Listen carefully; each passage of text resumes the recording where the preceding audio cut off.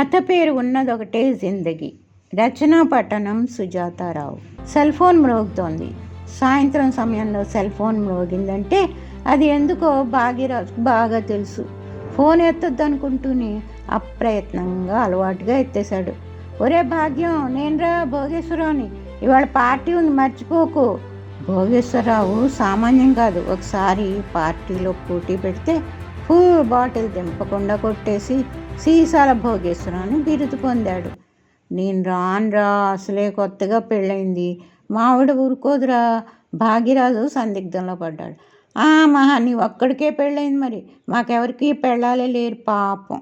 ఊరుకోరా, ఉన్నదొకటే జిందగీ, తృప్తిగా అనుభవించిపోవాలిరా, నువ్వు వస్తున్నావు అంతే అని ఫోన్ పెట్టేశాడు భోగేశ్వరరావు. ఆ రోజు భార్యతో ఏదో సాకు చెప్పి పార్టీలో జాయిన్ అయ్యాడు భాగ్యరాజు. అలా మరి కొన్ని పార్టీలు జరిగాక అలవాటు పడిపోయాడు భాగ్యం. ఏళ్ళు గడిచాయి. స్నేహితులందరూ పిల్లల తండ్రులైనారు.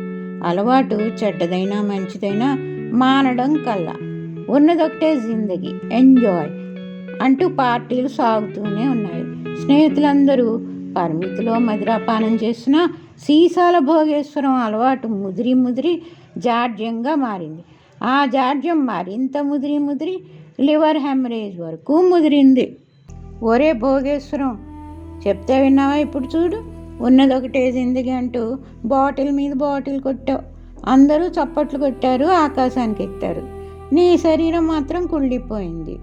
ఆదుకోవడానికి ఎవరైనా వచ్చారా? చూడరా, ఉన్నదొకటే జిందగీ కనుకనే మనం సద్వినియోగం చేసుకోవాలి. మనం పోతే ఆ ఎఫెక్ట్ పడేది భార్యల మీదనే కదా. నీ నీడను పెరగవలసిన పిల్లలు ఏమవుతారనే ఆలోచన కూడా నీకు రాలేదు. వాళ్ళకైనా ఉన్నది ఒకటే జిందగీ కదా.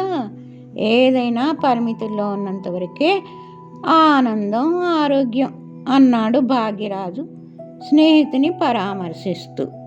నిజమేరా, జీవితం అంటే మజా చేసుకోవడమే అనే దృష్టితో చాలా తప్పు చేశాను. సమయం లేదు మిత్రమా. నా జీవితం ఒక పాఠంగా కనువిప్పుగా ఉండాలి. అదే నా చివరి కోరిక అంటూ భోగేశ్వరం చెప్తుంటే అతని కనుకొలకల్లో నీళ్లు జారుతున్నాయి. ఆ తర్వాత 4-5 రోజులకే భోగేశ్వరరావు ఇలపైన భోగాలన్నీ ఇలలోనే వదిలేసి అమరలోక భోగాలను అనుభవించటానికి తను చాలించాడు. ఆత్మ మాత్రం ఒక దీపంలా వెలుగుతూ వాయులీనమైపోయింది. కుటుంబం, బంధువులు, స్నేహ బృందం అశ్రు నివాళులు అర్పించారు. భోగేశ్వరరావు ఉన్నదొకటే జిందగీ అంటూ అనారోగ్యం బాట ఎంచుకుని తనకే హాని చేసుకున్నాడు. స్నేహితులందరూ కలిసి భోగేశ్వర భోజనాలయం ప్రారంభించారు. ప్రతి గురువారం సాయినాథ దేవాలయం దగ్గర కనీసం 100 మంది బీదలకు పులిహోర, దద్దోజనం పొట్లాలు అందజేద్దామని సంకల్పం తీసుకుని ఉన్నదొకటే జిందగీని సన్మార్గంలో జీవిద్దామని నిర్ణయం తీసుకున్నారు. సన్మార్గంలో నడవాలంటే సజ్జన సాంగత్యం అవసరం. కథ సమాప్తం.